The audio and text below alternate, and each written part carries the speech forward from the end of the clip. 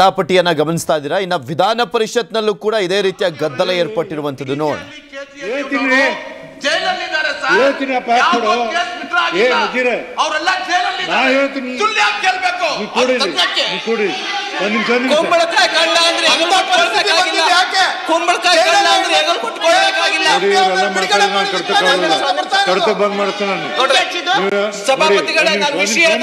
ಸಂಬಂಧಿತವಾಗಿನೇ ಮಾತಾಡ್ತಾ ಇದ್ದಾರೆ. ಇವತ್ತಿನ ವಿಷಯ ಮಾತಾಡಿ, ಹಿಂದಿನ ವಿಷಯ ಬಗ್ಗೆ ಮಾತಾಡಬೇಡಿ. ಆಯ್ತು ಸಭಾಪತಿಗಳೇ, ಪಾಕಿಸ್ತಾನ್ ಜಿಂದಾಬಾದ್ ಅಂತ ಘೋಷಣೆ ಕೂಗ್ತಕ್ಕಂಥ ಧೈರ್ಯ ಇವ್ರಿಗೆ ಹೇಗೆ ಬಂತು?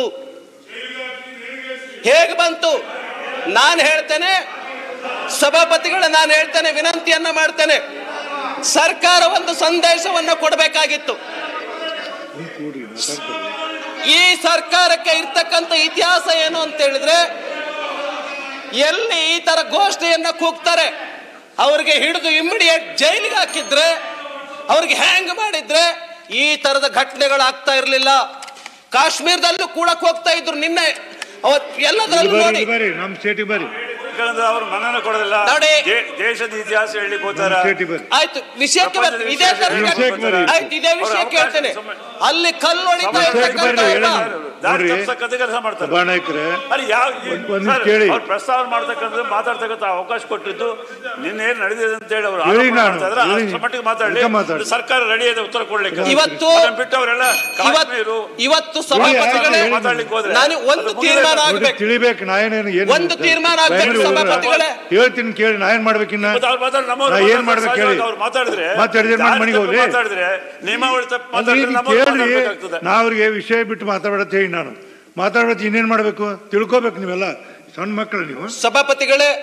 ನಾನು ಈ ರೀತಿ ಘೋಷಣೆ ಕೂಗಿರ್ತಕ್ಕಂಥ ಯಾರೇ ಭಯೋತ್ಪಾದಕರಿರ್ಲಿ ಅವ್ರನ್ನ ಹಿಡಿದು ಹ್ಯಾಂಗ್ ಮಾಡ್ಬೇಕು. ಆದ್ರೆ ಆ ಸರ್ಕಾರ ಇದುವರೆಗೆ ಬಂಧಿಸಿಲ್ಲ. ಹೇಳಿಕೆಯನ್ನ ಕೊಡ್ತಾರೆ ಸಚಿವರು, ಏನಂತ ಪ್ರಿಯಾಂಕಾ ಖರ್ಗೆ ಅವ್ರಿಗೆ ಹೇಳಿಕೆಯನ್ನ ಕೊಟ್ಟಿದ್ದಾರೆ. ಈ ತರದ ಘಟನೆ ನಡೆದಿಲ್ಲ. ಪ್ರಿಯಾಂಕಾ ಖರ್ಗೆ ಅವರ ಹೇಳಿಕೆಯನ್ನ 40 ಸೈನಿಕರ ಸಾವಿಗೆ ಕಾರಣ ಯಾರು ಅನ್ನೋ ಇನ್ವೆಸ್ಟಿಗೇಷನ್ ಅನ್ನೇ ಮುಚ್ಚಾಕಿದ್ದಾರೆ. 5 ವರ್ಷ ಆಯ್ತು. 5 ವರ್ಷ 40 ಸೈನಿಕರ ಸಾವಿಗೆ ಒಬ್ಬ ಕಾರಣಕರ್ತರನ್ನ ಹುಡುಕಕ್ಕಾಗಿಲ್ಲ. ಯಾರು ಕಾರಣ 40 ಸೈನಿಕರಿಗೆ? ಇವತ್ತು ಇಲ್ಲಿ ಬರೀ ಡಾಕ್ಟರ್ಡ್ ವಿಡಿಯೋಗಳು ಅವು ಇವುಗಳನ್ನ ಇಟ್ಕೊಂಡು ಮಾತಾಡ್ತಾರೆ. ಇನ್ನು 5 ವರ್ಷ ಆಗಿದೆ. 5 ವರ್ಷ ಆದ್ರೂ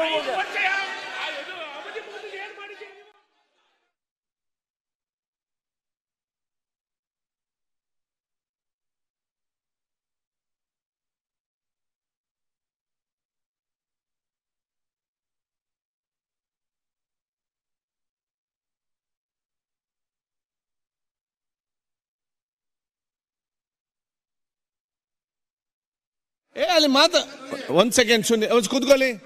ಆಯ್ತು, ಎಲ್ಲರಿಗೂ ಕೊಡ್ತೇನೆ ಮಾತಾಡ್ಲಿಕ್ಕೆ, ಎಲ್ಲರಿಗೂ ಕೊಡ್ತೇನೆ. ರಾತ್ರಿ ಬೆಳಿಗ್ಗೆ ತನಕ ಕೂತ್ಕೊಳ್ಳಿ ಸರ್, ಕೂತ್ಕೊಳ್ಳಿ. ಇವತ್ತು ನಾಳೆ ಬೆಳಿಗ್ಗೆ ತನಕ ಆದ್ರೆ ನಿಮ್ಗೆಲ್ಲರಿಗೂ ಮಾತಾಡ್ಲಿಕ್ಕೆ ಅವಕಾಶ ಕೊಡ್ತೇನೆ. ನಾಳೆ ಬೆಳಿಗ್ಗೆ ಆದ್ರೆ ನಿಮ್ಮನ್ನು ಬಿಡುದಿಲ್ಲ, ಇವತ್ತು ಇಡೀ ರಾತ್ರಿ ಬಿಡುದಿಲ್ಲ. ಕೂತ್ಕೊಳ್ಳಿ, ಎಲ್ಲರಿಗೂ ಕೊಡ್ತೇನೆ. ಯಾರಿಗೆಲ್ಲ ಮಾತಾಡಬೇಕು, ಎಷ್ಟು ಬೇಕು ನಾನೀಗ. ಸುನಿಲ್ ಅವರೇ, ಈ ಒಂದು ಗಂಭೀರ ವಿಚಾರ ನಾವೆಲ್ಲ ಒಗ್ಗಟ್ಟಿನಿಂದ ಚರ್ಚೆ ಆಗಬೇಕು, ಸತ್ಯಾಂಶ ತಿಳಿಬೇಕಂದ್ರೆ ಎಲ್ಲರಿಗೂ ಕೂಡ ಒಂದು ದೊಡ್ಡ ಆಯ್ತು. ಒಂದು ನಿಮಿಷ ಅವರೇ, ಒಂದು ನಿಮಿಷ. ನಿಮ್ಗೆ ಏನ್ ಬೇಕಾದ್ರೆ ಬಳಸ್ಬೋದಾ? ಅವ್ರಿಗೇನು ಅದು ಏನು ನಾನು ಅದು ನೋಡ್ತೇನೆ. ಇಲ್ಲಿ ವಿಚಾರ ಏನಿದೆ ಅಂತ ಹೇಳಿದ್ರೆ, ನಿಮ್ಗೆ ಯಾರಿಗೆಲ್ಲ ಮಾತಾಡ್ಲಿಕ್ಕೆ ಬೇಕು ದಯವಿಟ್ಟು ಪಟ್ಟಿ ಕೊಡಿ. ನಾಳೆ ಬೆಳಿಗ್ಗೆ ತನಕ ನಿಮ್ಮನ್ನು ಮಾತಾಡಿಸಿಯೇ ನಾನು ಕಳಿಸುವುದಿಲ್ಲ, ಊರಿಗೆ ಕಳಿಸುವುದಿಲ್ಲ.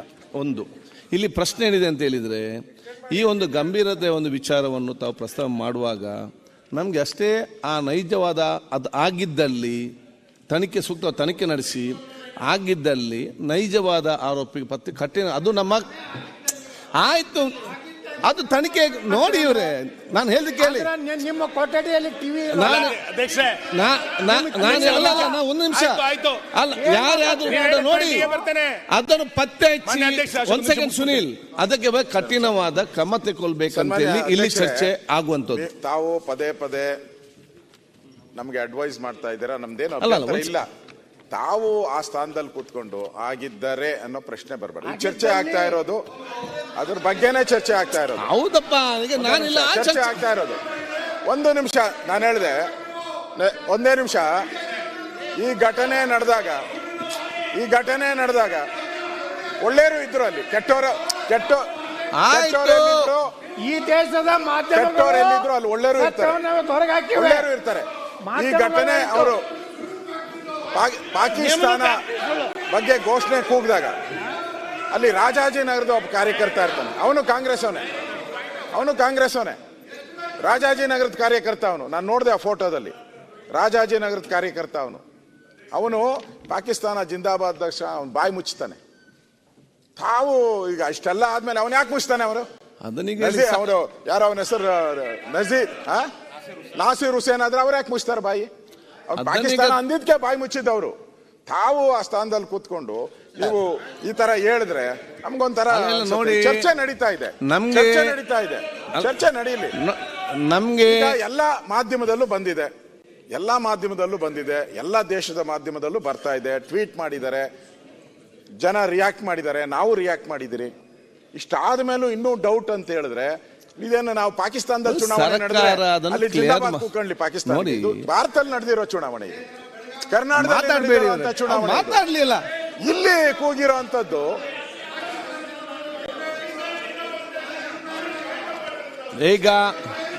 ಈಗ ಕೂತ್ಕೊಳ್ಳಿ. ಈಗ ನಾನು ಹೇಳ್ದಿಷ್ಟೇ ಸುನೀಲ್ ನಾನು ಇಷ್ಟ ಹೇಳ್ತಿದ್ದೇನೆ, ಇದು ರಾಜ್ಯ ಮತ್ತು ದೇಶದ ಇಂಟ್ರೆಸ್ಟ್ ಅಲ್ಲಿ ಆಗುವಂತ ಚರ್ಚೆ, ಸಮಗ್ರವಾದ ಚರ್ಚೆ ಆಗಲಿ. ಈ ಸಂದರ್ಭದಲ್ಲಿ ನಮ್ಗೆ ನಿಜವಾಗಿಯೂ ದೇಶ ಪ್ರೇಮದ ರಾಜ್ಯ ಪ್ರೇಮ ಇದ್ರೆ ನಾವು ಇದರ ಬಗ್ಗೆ ಸೂಕ್ತವಾಗಿ ಚರ್ಚೆ ಮಾಡ್ತೇವೆ ಹೊರತು ನಾವು ಅನಗತ್ಯ ಕೆಲವು ರಾಜ್ಯಕ್ಕೆ ತರಲಿಕ್ಕೆ ನಾವು ಹೋಗುದು. ಬೇರೆ ಬೇರೆ ವಿಚಾರ ಮಾತಾಡ್ಲಿಕ್ಕೆ ಇರ್ಬೋದು, ನಾನು ಇಲ್ಲ ಬೇರೆ ಸಂದರ್ಭದಲ್ಲಿ ಮಾತಾಡಿ.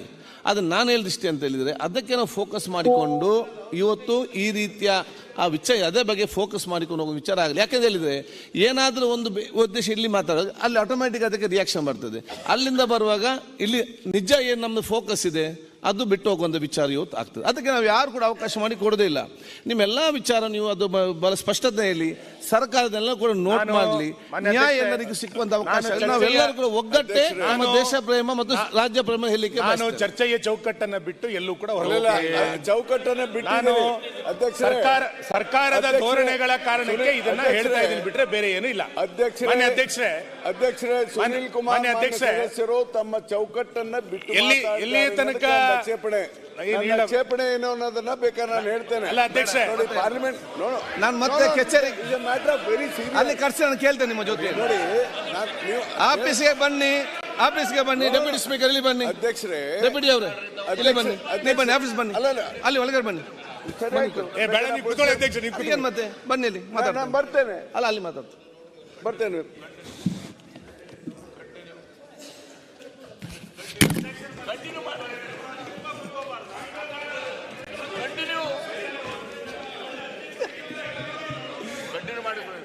ಮಾನ್ಯ ಅಧ್ಯಕ್ಷರೇ, ನಾನು ಈ ಘಟನೆ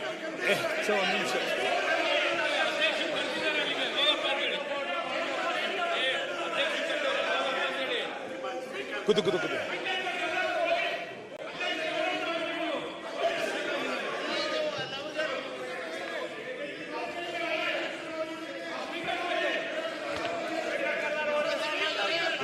ನೋಡಿ, ಸದನದಲ್ಲಿ ನಿಯಮಾವಳಿ ಪಾಲನೆ ಮಾಡ್ಲಿಕ್ಕೆ ನನಗೆ ನಾನು ಹೋಗ್ತೇನೆ ರೀ. ಸದನದಲ್ಲಿ ನಿಯಮಾವಳಿ ಪಾಲನೆ ಮಾಡ್ಲಿಕ್ಕೆ ನನ್ನ ಇಲ್ಲ ಅಂತ ಹೇಳಿದ್ದು. ಮಾನ್ಯ ಅಧ್ಯಕ್ಷರೇ, ಏನ್ ಬೆಂಕಿ ಬಿದ್ದಿದ್ದೀರಿ? ಏನ್ ಬೆಂಕಿ ಬಿದ್ದಿದೆ? ಏನ್ ಬೆಂಕಿ? ಮಾನ್ಯ ಅಧ್ಯಕ್ಷರೇ, ಮೊನ್ನೆ ರಾಜ್ಯಪಾಲರ ಭಾಷಣದ ಸಂದರ್ಭದಲ್ಲಿ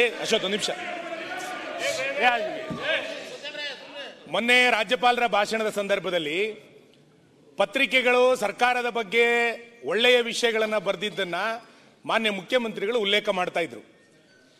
ಪತ್ರಿಕೆಗಳು ನಮ್ಮ ಸರ್ಕಾರದ ಬಗ್ಗೆ ಇಷ್ಟೆಲ್ಲ ಒಳ್ಳೆಯ ಸಂಗತಿಗಳನ್ನು ಬರೀತಾ ಇದೆ ಅಂತೇಳಿ ಪತ್ರಕರ್ತರ ಬಗ್ಗೆ ಒಳ್ಳೆಯ ಸಂಗತಿಗಳು ಮುಖ್ಯಮಂತ್ರಿಗಳು ಉಲ್ಲೇಖ ಮಾಡ್ತಾ ಇದ್ರು. ಇವತ್ತು ಈ ಘಟನೆಗೆ ಸಂಬಂಧಪಟ್ಟಂತೆ ಪತ್ರಿಕೆಗಳಲ್ಲಿ, ಟಿವಿ ಮಾಧ್ಯಮಗಳಲ್ಲಿ ಬಂದ್ರೆ ಪತ್ರಕರ್ತರನ್ನ ಬೆದರಿಸುವಂಥದ್ದು ಎಷ್ಟರ ಮಟ್ಟಿಗೆ ಸರಿ? ಒಂದು ಕಡೆ ಸರ್ಕಾರನ ಹೊಗಳಿದ್ರೆ ಸರಿ, ಪತ್ರಕರ್ತರು ಸರಿ, ಪತ್ರಿಕಾಮಾಧ್ಯಮ ಸರಿ. ವಿಧಾನ ಪರಿಷತ್ನ ಸದಸ್ಯರು, ವಿರೋಧ ಪಕ್ಷದ ಸದಸ್ಯರು ಸದನದ ಬಾವಿಗಿಳಿದು ಆಕ್ರೋಶವನ್ನು ವ್ಯಕ್ತಪಡಿಸ್ತಾ ಇದ್ದಾರೆ.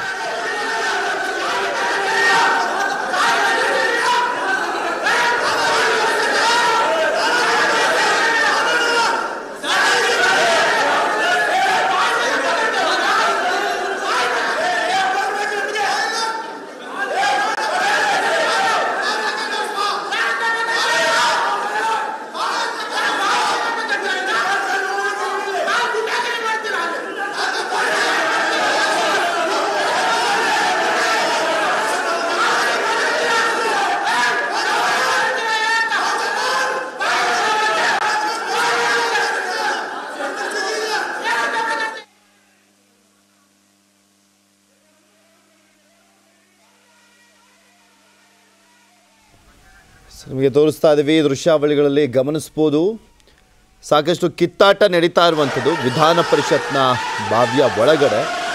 ಆಲ್ರೆಡಿ ಸಭಾಪತಿಗಳು ಎದ್ದೋಗಿದ್ದಾರೆ ಬಸವರಾಜ್ ಹೊರಟ್ಟಿ ಅವರು. ಈ ಸಂದರ್ಭದಲ್ಲಿ ಆಡಳಿತ ಮತ್ತು ವಿರೋಧ ಪಕ್ಷದ ಸದಸ್ಯರ ನಡುವೆ ಕಿತ್ತಾಟ ನಡೀತಾ ಇದೆ, ಜಟಾಪಟಿ ನಡೀತಾ ಇದೆ, ನಿಂದನೆಗಳನ್ನು ಮಾಡಿಕೊಳ್ತಾ ಇದ್ದಾರೆ ಸದಸ್ಯರುಗಳು. ದೃಶ್ಯಾವಳಿಯನ್ನು ಗಮನಿಸ್ಬೋದು. ಎಲ್ಲ ವಿರೋಧ ಪಕ್ಷದ ಸದಸ್ಯರೆಲ್ಲರೂ ಕೂಡ ಬಾವಿಗಿಳಿದಿದ್ದಾರೆ. ಈ ಸಂದರ್ಭದಲ್ಲಿ ಆಡಳಿತ ಪಕ್ಷದ ಸದಸ್ಯರುಗಳು ಕೂಡ ಅಲ್ಲೇ ಬಂದಿದ್ದಾರೆ. ಗಲಾಟೆ ನಡೀತಾ ಇರುವಂಥದ್ದು. ಹಾಗೆ ಮಾರ್ಷಲ್ಸ್ಗಳು ಮಧ್ಯ ಬಂದು ಆ ಗಲಾಟೆಯನ್ನು ನಿಲ್ಲಿಸುವಂಥ ಪ್ರಯತ್ನವನ್ನು ಮಾಡ್ತಾ ಇದ್ದಾರೆ. ವಿಧಾನಸಭೆ ವಿಧಾನ ಪರಿಷತ್ ಎರಡೂ ಕಡೆನೂ ಕೂಡ ಮಾಧ್ಯಮದ ಕ್ಯಾಮ್ರಾಗಳಿಗೆ ಅವಕಾಶ ಇಲ್ಲ ಅಂದಿದ್ರೆ ಝೂಮ್ ಮಾಡಿ ತೋರಿಸ್ಬೋದಿತ್ತು ಯಾರು ಯಾವ ರೀತಿಯಾಗಿ ಕಿತ್ತಾಡ್ತಾ ಇದ್ದಾರೆ ಅಂತ ನಮ್ಮ ಜನಪ್ರತಿನಿಧಿಗಳು. ದೃಶ್ಯಾವಳಿಗಳನ್ನು ಗಮನಿಸ್ಬೋದು ನೀವು. ಈಗ ಸಮಾಧಾನ ಪಡಿಸುವಂಥ ಕೆಲಸ ಆಗ್ತಾ ಇದೆ. ವಿರೋಧ ಪಕ್ಷದ ಸದಸ್ಯರು ಹೋಗ್ತಾ ಇದ್ದಾರೆ. ಮಾರ್ಷಲ್ಸ್ಗಳು ಅಲ್ಲಿ ಕಿತ್ತಾಡ್ತಾ ಇದ್ದಂಥವ್ರನ್ನ ಬೆಳೆಸುವಂಥ ಕೆಲಸ ಮಾಡಿದ್ರು ಅಂದರೆ ಲೆಕ್ಕ ಹಾಕೊಳ್ಳಿ ಇನ್ಯಾವ ಲೆವೆಲ್ಗೆ ಜಗಳ ಹೋಗಿತ್ತು, ಈ ಜಟಾಪಟಿ ಹೋಗಿತ್ತು ಅಂತ. ಹಿಂದೆ ದೊಡ್ಡ ಮಟ್ಟದ ರಾಷ್ಟ್ರ ಮಟ್ಟದಲ್ಲಿ ಸುದ್ದಿ ಆಗ್ಬಿಟ್ಟಿತ್ತು. ಸಭಾಪತಿ ಅವರನ್ನ ಎಳೆದಾಡಿದಂಥ ವಿಚಾರ ಇದೇ ವಿಧಾನ ಪರಿಷತ್ನಲ್ಲಿ. ಇವತ್ತು ಆ ಲೆವೆಲ್ಗೆ ಹೋಗ್ತಾ ಇದ್ರೇನೋ ಸದಸ್ಯರುಗಳು ಕುಸ್ತಿ ಅಖಾಡ ಮಾಡ್ಕೊಂಡ್ಬಿಟ್ಟಿದ್ದಾರೆ ವಿಧಾನ ಪರಿಷತ್ನ ತೊಡೆ ತಟ್ಟಿ ಜಗಳಾಡೋದಕ್ಕೆ. ಮಾರ್ಷಲ್ಸ್ಗಳು ಬಂದು ಅವ್ರನ್ನೆಲ್ಲರೂ ಕೂಡ ಸಮಾಧಾನ ಪಡಿಸಿ ಬುದ್ಧಿ ಹೇಳುವಂಥ ಕೆಲಸ ಆಗಿದೆ ಅಂದರೆ ಲೆಕ್ಕ ಹಾಕಿ. ಈ ವಿಧಾನ ಪರಿಷತ್ ಇದೆಯಲ್ಲ, ಈ ವಿಧಾನ ಪರಿಷತ್ತು ಬುದ್ಧಿವಂತರ ಸದನ ಅಂತ ಕರೆಸ್ಕೊಳ್ಳುತ್ತೆ, ಮುತ್ಸದ್ದಿಗಳ ಸದನ ಅಂತ ಕರೆಸ್ಕೊಳ್ಳುತ್ತೆ. ಬಟ್ ಏನಾಗ್ತಾ ಇದೆ ಅಲ್ಲಿ?